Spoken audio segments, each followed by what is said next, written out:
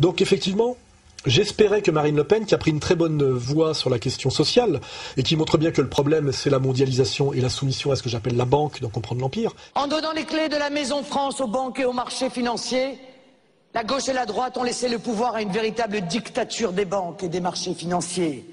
Un fascisme doré qui ne dit pas son nom. Choisit-on vraiment encore entre plusieurs candidats ou nous reste-t-il comme seul choix celui de notre maître? Vous avez le choix. BNP Paribas, JP Morgan, Goldman Sachs. C'est-à-dire le pouvoir oligarchique piloté par le Wall Street et en dernière instance par la Réserve fédérale américaine, c'est-à-dire les fabricants de faux dollars.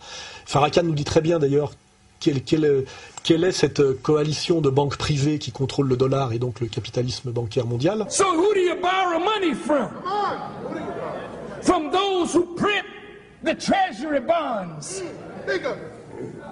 J.P. Morgan, yes. The Rockefellers, yes. Come on. Loeb and Kuhn, come on. And Schiff, yes, and the Warburgs, and the Rothschilds. Yes, pas beaucoup de catholiques, pas beaucoup de musulmans là-dedans. Voilà. Marine Le Pen aurait pu garder un coup d'avance puisque son père avait prévenu des dangers de l'immigration de masse et de l'immigration de peuplement dans les années 70 et qu'aujourd'hui les faits et tous les politiques lui donnent raison sans jamais s'excuser et sans jamais se rallier à lui.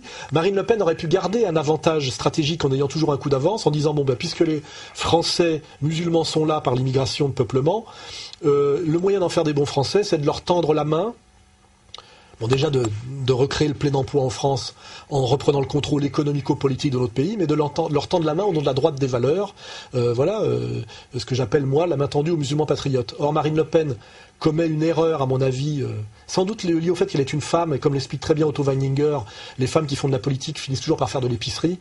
Il y a toujours de la tactique et il n'y a jamais de stratégie, parce qu'il n'y a pas de vision transcendante. La politique n'est pas une catégorie féminine, et c'est parce que la politique est en train de s'effondrer aujourd'hui comme catégorie majeure qu'on a du Merkel et du Parisot, du Duflo, enfin de la féminisation de la politique et le stigmate de son effondrement, comme d'ailleurs la féminisation de tout et le stigmate d'un effondrement, c'est démontré par Otto Weininger, je l'ai démontré dans mon bouquin Vers la féminisation, et c'est vérifié quand on regarde de près les sciences dures, l'art.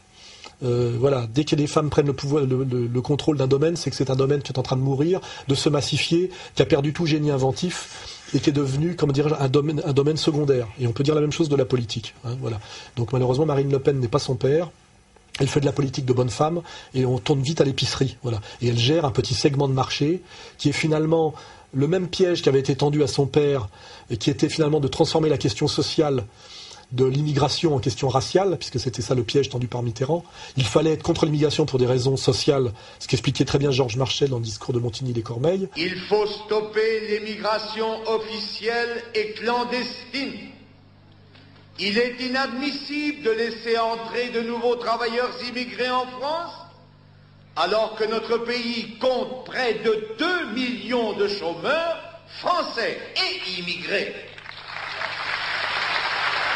Et finalement, on avait fait monter le Front National pour transformer une question raciale, une question sociale de gauche en question raciale de droite. Et ça a été le piège tendu au Front National. Malheureusement, Le Pen a eu un peu de mal à s'en sortir. Et finalement, la fille fait la même chose, malheureusement. C'est-à-dire la question sociale qui devrait amener à la solidarité du petit peuple français mis au chômage de force. Et ça va être aggravé par la règle d'or, à finalement les monter les uns contre les autres par la question de l'islam, en confondant volontairement islamisme radical et islam du quotidien, en confondant chiisme et sunnisme. On dirait que Marine Le Pen a des mauvais conseillers et qu'elle ne connaît rien à la question musulmane. Elle fait des amalgames qui finalement aujourd'hui sont assez faciles à voir, puisque l'État français aujourd'hui sponsorise l'islamisme radical en Syrie. La France donne de l'aide qui passe grosso modo par cette frontière turque. Il y a très souvent la présence de diplomates français là-bas pour faciliter la chose. C'est carrément du liquide qui passe, mais bon, on garde des reçus. 3 millions d'euros environ ont été déboursés à ce jour. Et puis, bon, pour parler un peu de cette réunion de soutien, là vous voyez les gens qui parlent avec Laurent Fabius, ce sont donc ces maires des comités locaux révolutionnaires. Et en même temps elle dit que c'est le pire danger pour la France. Alors que les petits poseurs de bombes à marmite couscoussière comment dirais-je, de l'épicerie halal, de l'épicerie cachère, excuse-moi, c'est la même chose, c'est les mêmes derrière qui vendent les deux trucs, de l'épicerie cachère de Sarcelles, ce sont les mêmes qui vont faire le djihad contre Assad et qu'on sponsorise et qu'on encadre militairement à Alep et à Damas. Il faudrait se poser la question d'ailleurs de savoir que si les mêmes, ceux qui les encadrent à Damas, les encadrent pas aussi finalement à Sarcelles, hein, parce que c'est les mêmes. Hein. Il suffit de demander l'avis du chirurgien français qui est revenu dégoûté après avoir soigné ce qu'il croyait être l'armée libre. Des djihadistes venus de l'étranger ont rejoint la rébellion et ne veulent pas être filmés. Jacques Berès note que ces hommes n'étaient pas là il y a quelques mois. La nature du conflit a, semble-t-il, changé. Son engagement sans réserve en prend un coup. On rencontre des djihadistes avec un look de djihadiste, un discours de djihadiste, une attitude de djihadiste, un raisonnement de djihadiste. Enfin, c'est charmant. Il y a des jeunes gens qui disent que Mohamed Merah de Toulouse avait raison et que c'est un exemple à suivre. C'est très préoccupant quand même. Il dit qu'il a soigné beaucoup de djihadistes français. Donc finalement, on les aide contre Assad, et puis après on dit que c'est le vrai danger en France contre la pauvre communauté juive, dont on le sait qu'est une petite communauté en danger et persécutée et très fragile, que François Hollande reçoit à l'Élysée généreusement. Richard Prasquet du CRIF, Joël Mergui du Consistoire et d'autres représentants de la communauté juive sont attendus par François Hollande. Une rencontre qui va durer près d'1 heure. À la sortie, ils se disent rassurés. Les mesures de sécurité aux abords des lieux de culte vont être renforcées. Au dîner du CRIF, c'est l'inverse. Hein.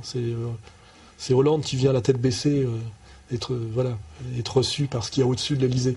Donc voilà, mascarade complète. Donc Marine Le Pen, pour revenir, a très bien les moyens de comprendre la complexité de la question musulmane et de ne pas confondre effectivement le musulman du quotidien, qui est quelqu'un de droite des valeurs et dont le destin est normalement de voter Front National, et l'islamisme radical, qui est une production du Parti Socialiste, aidé par les éducateurs trotskistes et l'idéologie libertaire de Charlie Hebdo. Avec derrière des gens qui ne sont pas favorables au Front National, jamais. Pourquoi va-t-elle se commettre là-dedans, perdre son avantage stratégique alors qu'elle pourrait avoir un coup d'avance, se normaliser pour finalement que les électeurs se disent demain, finalement, autant voter demain pour l'UMP de Copé avec son fameux pain au chocolat. Ramadan ou pas, nos petits-enfants ont le droit de manger leur pain au chocolat. Hein, voilà. Donc je pense que la position de Marine Le Pen n'est pas très honorable et en plus stratégiquement politique, faiblarde, et que c'est une des raisons aussi pour laquelle moi aujourd'hui j'avais appelé à voter Marine Le Pen à la présidentielle. Elle a échoué puisqu'elle devait être au 2e tour, elle a fait 17,8, ce qui est très faible, hein, parce que c'est pas plus que son père 20 ans avant, malgré l'aggravation de la situation. Donc c'est un échec politique, et finalement je dis aujourd'hui sur le plan politique, je n'ai plus rien à voir avec le Front National, ça veut pas dire que je suis contre d'ailleurs, mais je suis déçu de voir le Front National se normaliser de plus en plus, pas sur la question économique et sociale, mais sur la question ethnico-religieuse, et je dis bien que il y a une incohérence à lutter contre le nouvel ordre mondial économique, mais à stigmatiser les musulmans, puisque l'anti-islamisme est la stratégie du nouvel ordre mondial et la stratégie néoconservatrice. Donc en général, on ne peut pas démystifier et dénoncer le piège du néo-capitalisme oligarchique et en même temps le valider sur le plan du conflit de civilisation. Normalement, Marine Le Pen devrait faire le travail complètement, or elle ne le fait qu'à moitié, ce qui est soit une incohérence, soit une malhonnêteté. Et moi je le dis de toute façon, le but de la politique, c'est la cohérence et l'honnêteté. C'est pas l'épicerie, c'est pas de compter les 17,8, 17,9, les petits sous de la boutique. Hein. C'est déjà la cohérence et l'honnêteté. Et en dernière instance, les visions morales et les visions à très long terme et les visions avec de la transcendance sont à mon avis gagnantes. Et c'est toute la différence entre une politique d'homme et une politique de bonne femme. Hein. Et on est